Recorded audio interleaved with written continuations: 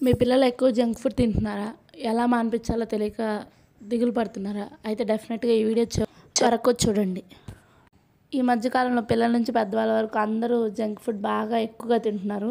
కానీ చిన్నపిల్లలు అంత మంచిది కాదండి. ఇప్పటి నుంచే వాళ్ళకి ఇట్లా ఫుడ్ హ్యాబిట్స్ అలవాటైతే రేపు పెద్ద వాళ్ళు ఇంకా చాలా ఇబ్బంది పడతారు.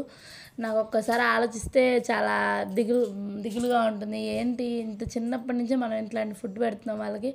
నిన్న ఒకసారి బయటికి వెళ్ళినప్పుడు హాస్పిటల్కి వెళ్తే అక్కడ ఒక చిన్న బాబు ఉన్నాడు. 1 year ఉంటుందేమో అంతే. వాళ్ళ అమ్మ వేఫర్స్ ఉంటాయి కదా, అవి పెడుతుంది అనమాట. వాడు అటు ఇటు పరిగెత్తున్నాడు. ఏంటో మనం అన్నం పెడతాం కదా, తిని కొంచెం అట్లా పెడుతుంది. నాకు చూస్తే చాలా ఆశ్చర్యం వేసింది. ఎందుకని ఇట్లా చేస్తున్నారు పేరెంట్స్ అందరం? మనందరం ఇట్లా చేస్తున్నాం. ఇప్పటి నుంచి వాళ్ళకి ఇట్లాంటి ఫుడ్ హ్యాబిట్స్ అలవాటు చేస్తున్నాము. వాళ్ళు అంత ఇబ్బంది పడతారు. ఒక కోక్ బాటిల్, మళ్ళీ చిన్నప్పటి నుంచి వాళ్ళకి డ్రింక్స్ అన్నీ అలవాటు చేస్తున్నాము. ఐస్ క్రీమ్, చాక్లెట్స్, చిప్స్, ఒకటి కాదండి అన్నీ. ఎందుకని చేస్తున్నారు అంటే చాలా రీజన్స్ చెప్తారనమాట.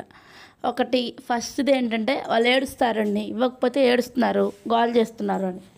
ఏడిస్తే ఏడవనివ్వండి, ఎంతసేపు ఏడుస్తారు, ఎంతసేపు గోల్ చేస్తారు. కొంతసేపు ఏడుస్తారు, తర్వాత వాళ్ళే సైలెంట్ అవుతారు కదా. కొంతసేపు మనం ఏడవగానే ఇచ్చామనుకోండి, ఇంకా ఏడిస్తే ఇస్తారని వాళ్ళకి మైండ్లో ప్రింట్ అయిపోతుంది అనమాట. ఏది కావాల్సి వచ్చినా ఇంకా అట్లా ఏడుస్తూ ఉంటారు. వాళ్ళకి కావాల్సిందని ఇప్పించుకుంటారు. అలా ఏడ్చినా వదిలే. ఎంతసేపు ఏడుస్తారు? ఒక 5 నిమిషాలు, 10 నిమిషాలు, ఒక అరగంట. తర్వాత మళ్ళీ వాళ్ళు సైలెంట్ అవుతారు, కామ్ అవుతారు కదా. అప్పుడు వాళ్ళకి అర్థమయ్యేటట్టు చెప్పాలి.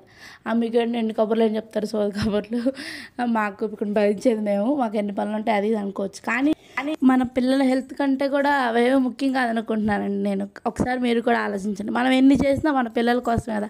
వాళ్ళ హెల్త్ బాగలేక మాటికి ఇమ్యూనిటీ పవర్ తగ్గిపోతుంది, ఫీవర్స్ అన్నీ వస్తుంటాయి. మరి మనం ఇట్లాంటి ఫుడ్ ఇవ్వడం వల్లే కదా అది.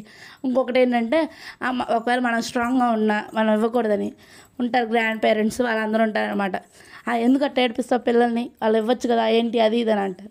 వాళ్ళు కూడా అర్థం చేసుకోవాలి. మనం ఇంత గట్టిగా ఉన్నామంటే వాళ్ళకి హెల్తీ ఫుడ్ హ్యాబిట్స్ అలవాటు చేయాలని కదా. ఫస్ట్ మనం చేంజ్ అవ్వాలి. మనకేమన్నా అన్హెల్తీ ఫుడ్ హ్యాబిట్స్ ఉన్నా, చిప్స్ అట్లాంటి జంక్ తినే హ్యాబిట్స్ ఉన్నా, అవి మనం ఫస్ట్ పూర్తిగా మానేకపోయినా ఖచ్చితంగా కంట్రోల్లోనే చేసుకోవాలి. వీక్లీ వన్స్ అట్లా తినేటట్టు చేసుకుంటే వాళ్ళకి కూడా కంట్రోలింగ్ అలవాటు అవుతుంది అనమాట. అమ్మ ఇప్పుడంతా కాదు, మనం సండే పెట్టుకుందాం, సండే నీకు ఏమైనా చిప్స్ తినాలనిపిస్తే ఆ రోజు ఇస్తాను, ఇప్పుడంతా ఫ్రూట్ వెజిటబుల్స్ తినాలి అని చెప్పి మనం కూడా అవే తినాలి వాళ్ళతో పాటు. అంతేగాని మనం చిప్స్ చేతిలో పెట్టుకుని శుభ్రంగా ఫోన్ చూసుకుంటూ నువ్వు ఇవే తినాలి, ఫుడ్సే తినాలంటే వాళ్ళు ఏంటంటే వాళ్ళు ఇప్పుడు మనకంటే ముదిరిపోయి ఉన్నారు. పిల్లలందరూ దేశముద్రలు అయ్యారు. నువ్వు తింటున్నావుగా నేను ఎందుకు తినకూడదు అని అంటారు ఖచ్చితంగా. అది సాగుతుంది కదా, ఆవు చేలో మేస్తే దూడ గట్టున మేస్తుందా అని, అట్లాగనమాట. కాబట్టి మనం కూడా డైలీ మనం ఫ్రూట్స్ వెజిటబుల్స్ అన్నీ తింటూ వాళ్ళ చేత తినిపిస్తే అప్పుడు వాళ్ళకి కూడా అలవాటు అవుతుంది.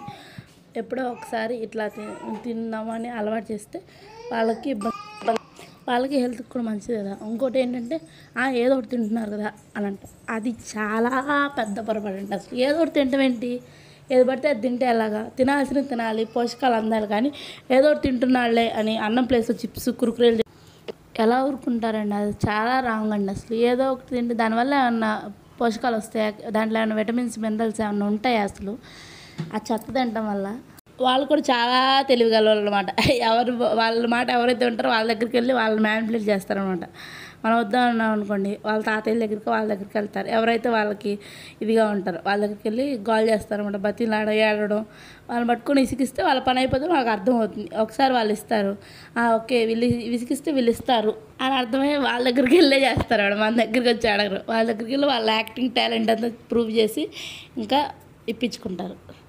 కాబట్టి మనం చాలా జాగ్రత్తగా ఉండాలండి. అందరూ ఇంట్లో ఫ్యామిలీ మెంబర్స్ అందరూ సహకరించాలి. మన పిల్లల భవిష్యత్తు కోసం, వాళ్ళ హెల్త్ కోసం, వాళ్ళకి ఏదో మంచి స్కూలింగ్ చదువు నేర్పించాలని పెద్ద పెద్ద స్కూల్లో, దానికంటే ముఖ్యంగా మనం హెల్త్ ఇవ్వాలి. మన పిల్లలకి మనం మంచి ఫుడ్ హ్యాబిట్స్ అలవాటు చేయాలి. ఇది స్టార్టింగ్ పాయింట్ అనమాట. దీనివల్ల వాళ్ళకి ఫ్యూచర్లో కూడా ఇబ్బంది లేకుండా ఉంటుంది. హెల్త్ ఈజ్ వెల్త్ అని ఊరికే అన్నారా? ఏంట్రా ఈ సుత్తి అనుకున్నారా? ఏమోనండి, నాకు ఎప్పటి నుంచో చెప్పాలనిపిస్తుంది ఈ టాపిక్ మీద. Thank you so much for watching. Video నచ్చితే లైక్ చేయండి, షేర్ చేయండి, కుదిరితే కామెంట్ చేయండి.